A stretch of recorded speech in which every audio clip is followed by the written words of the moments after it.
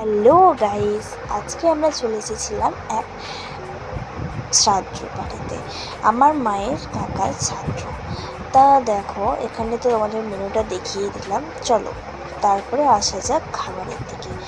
প্রথমেই পাতে পড়ে গেল স্যালাড, ভাত আর একটা ছেঁচড়ার তরকারি মাছের মাথা দিয়ে। দারুণ লাগছিল ছেঁচড়ার তরকারিটা খেতে। তারপরেই পাতে পড়ে গেল মুগের ডাল আর তোপসে ফ্রাই। লেবু চিপে খেতে তো দারুণ লাগছিল। আমি তো দুটো নিয়েছিলাম তোপসে ফ্রাই। তারপরেই পাতে পড়ে গেছে হচ্ছে কপি চিংড়ি। তো কার কার ভালো লাগে কপি চিংড়ি খেতে, তার কমেন্টে জানিও। আমার তো দারুণ লাগছিল খেতে। তারপরেই পাতে পড়ে গেছে কাতলার কালিয়া। তো এই জিনিসটাও খুবই ভালো ছিল, জুসি ছিল মাছটা।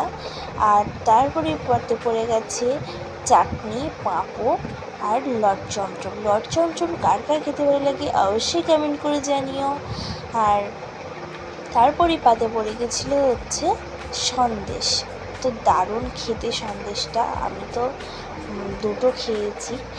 আর কার কার ভালো লাগে সন্দেশ খেতে অবশ্যই কমেন্টে জানিও। তারপর আইসক্রিম নিয়ে বাড়ি চলে এলাম।